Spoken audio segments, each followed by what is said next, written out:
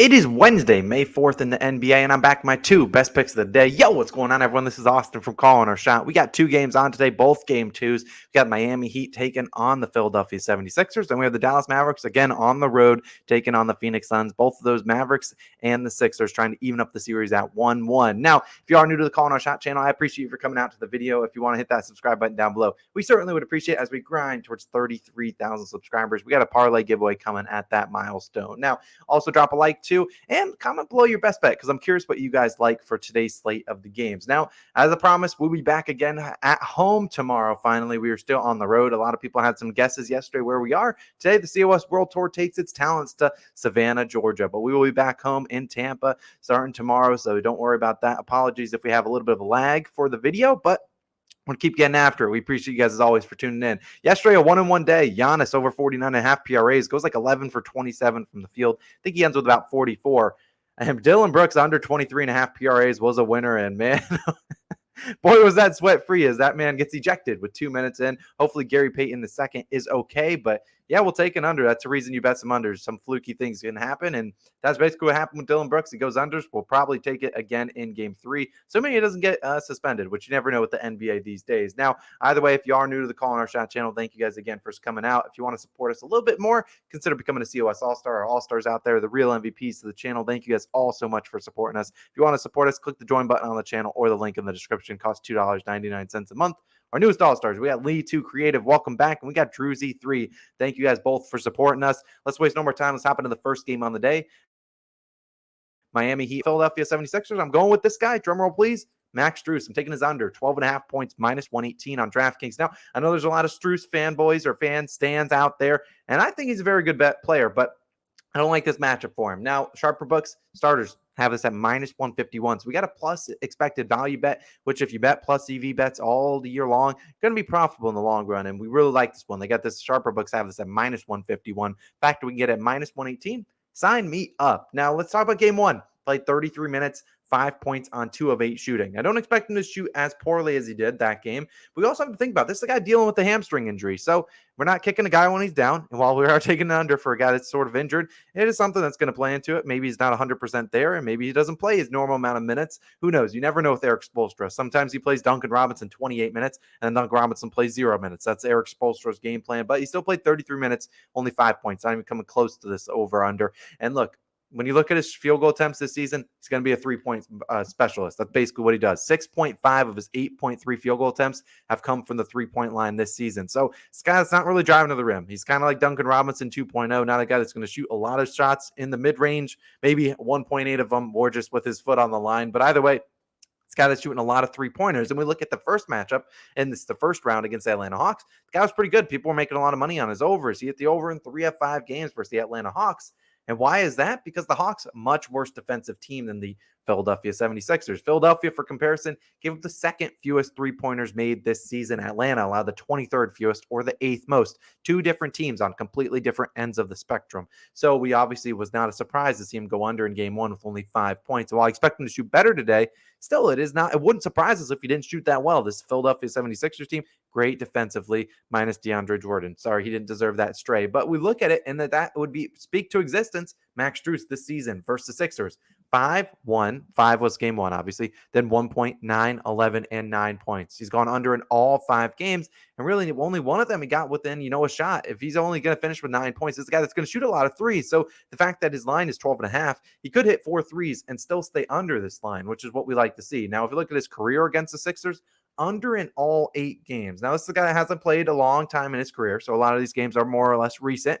And I do have to say, one of those games of one of the 8, he only played 2 minutes. But the rest of them, he had played 17 minutes in one of them, and I think 24 or more in the other ones, which is what I expect him to play. Now, if Eric Spoelstra doesn't want to play him a lot of minutes today, fine by me. Sign me up. I'm all in for it. Now, I do expect Jimmy Butler and Bam Adebayo to shoot a little bit more today. They only shot 26 times in game 1. And while that might, a reasonable number, we have seen Jimmy Butler attempt, sometimes 26 shots by himself. He did attempt 16. Bam Adebayo only 10. So at the worst, I think they attempt 26, maybe even some more. Obviously, Tyler Hero will get his own as well. Talk about him in a second. But Over under for this game set at 207.5. Super low over under. Not expecting a lot of points. Didn't get a lot of points in game one. What was the final score? Like 106-92. So they don't expect a lot of points again in this one. So I really like Max Strus taking his under 12.5 points. I think he's a great player. I think he's a solid role player, but I don't see him scoring 13 points today. Give me his under minus 118 on DraftKings. Now let's talk about a couple other leans in these games. Then we'll move on to the second game on the slate. We're going to look at Tyler Hero. I like his under 27.5 PRAs. Now I understand he crushed the line out of the water in game one. Imagine the Sixers make a little bit of adjustments, say, you know what, someone else can beat us besides him. Let's make Gabe Vincent beat us, or let's let Jimmy Butler go back to beating us, kind of thing. I don't see Tyler Hero having another big game off the bench. Didn't have a lot of rebounds. I think he had 6 or 7 assists, so maybe you just look at his points line, but I don't mind taking his under 27.5 PRAs. Obviously, the sixth man of the year just got that award awarded to him, so congratulations to him, but I still lean Tyler Hero's under day. Tyrese Maxey, same thing, under 28.5 PRAs. Has not been very good on the road in Philadelphia. The reason I put these as leans is because I'm not going to put any, I don't like forcing a lot of bets in the playoffs, but Tyrese Maxey, I consider a couple other guys on the Sixers for unders, but it's hard to bet a team without Joel Embiid. We don't have a lot of sample size without Joel Embiid and with James Harden in the lineup. So not really going to force a lot of plays on that Sixers side until we see maybe Embiid come back, or maybe we'll look at their sides in game 3, but don't mind that. And then I kind of lean the Sixers plus the 8 points. It doesn't make any sense, but that spreads in the NBA. So many people are going to be on the Heat after what they did to them in game 1. They still only won by 14 points. So the fact that they were kind of dominating them, if you take out DeAndre Jordan's minutes, when he was played 17 minutes, they were minus 22. Granted, some of those minutes were with Tobias Harris and James Harden and whatnot, but I think we should see a little bit more B-ball Paul Reed playing today. So I like the Sixers to cover that 8 points. I know it spreads. They're hard to predict. Let's move on to the second game. Mavericks Suns.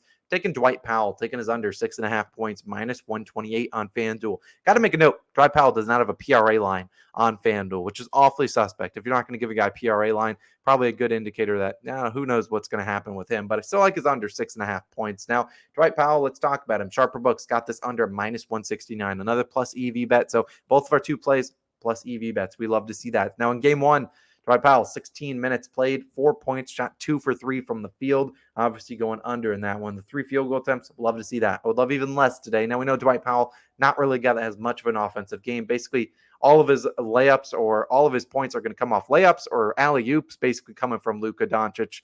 Now we look at it, he's under in 5 of 7 playoff games so far this season. Obviously the first round against the Jazz in that 6-game series. You look at the 2 games he went over, he played to over 20 minutes. And I don't remember exactly how many points he scored, but he's going to play over 20, 25 minutes. He has a better chance of hitting this over, obviously, but still, he only played 16 minutes in game 1. I think they're fine with that. I don't think they want to play him a lot in this series. Now, in his last 14 playoff games since 2020, he's averaged 12.4 minutes per game and 3.4 points per game. Now, obviously, I don't expect him to play 12 minutes. I expect him to play, close to 16 to 20 range, but still, the fact that he's only averaging 3.4 points per game over that time span in the playoffs, pretty good indicator. He's under this line in 10 of those last 14 playoff games. And look, you look at the Suns, a very good defensive team. Even though they gave up 114 points in game 1, still, you saw Dwight Powell only get 4. The Suns allowed the 8th fewest points per game to centers this season. Obviously, Dwight Powell, the starting center for the Dallas Mavericks. There's some games where he plays the first 4 minutes of the second half, doesn't come back in the rest of the game. Now, Powell has scored 4, 6, 2, and 3 points for the Suns this season. So going under in all 4 of those games against the Suns team. And he's also under this line in 6 of his last 7 versus DeAndre Ayton, which is what we love to see. Obviously, Ayton, the starting center for the Phoenix Suns, who's a very good center defensively, doesn't give up a lot of lobs. That's not what he does. He's very active, and he's not going to be a guy that's going to camp in the paint, maybe like a Rudy Gobert, but he can move his feet, and they're not going to let him get a lot of open looks for Dwight Powell. That is. Now we look at the Mavericks. Game 1, they were very comfortable separating Dwight Powell, getting him out of the game, playing Maxi Kleber and Spencer Dinwiddie close to 30 to 25, 30 minutes each for those guys. That's where we saw Dwight Powell's minutes, and they were fine with that as we saw those guys kind of knock down some shots, easily space the floor a little bit more for Luka Doncic, who obviously dropped, 45 points in game 1. And we look at Jason Kidd, look at the Mavs game plan.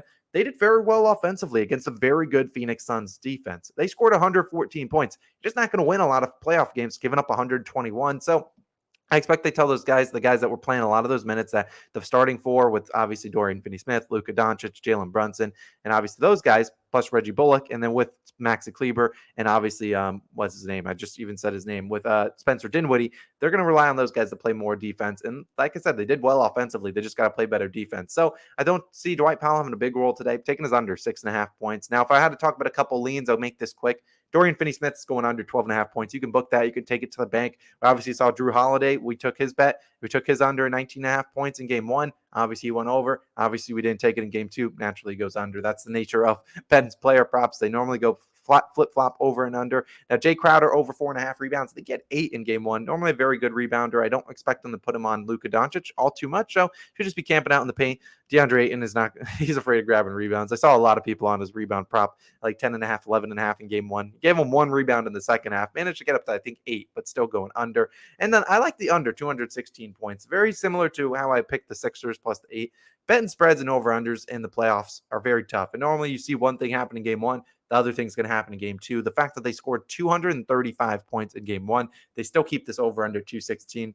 Pretty good indicator that I think they're going under in this one. So those are just my leans. Those are the plays I'm going with. Got the plays at the bottom of the screen. We're going Max Strus, and we're taking his under 6 or 12.5 points. And we got Dwight Powell under 6.5 points. I'll be back at home again tomorrow. Appreciate you guys as always for supporting the channel. If you aren't new, hit that subscribe button. Go check out our MLB Best Bets video, which will be on the screen. Check that out. We will not have a podcast this week, but we have a special guest for next week. So stay tuned for that. Appreciate you guys. We're going 2-0 today. Book that. We'll see you guys in the next one. Peace out.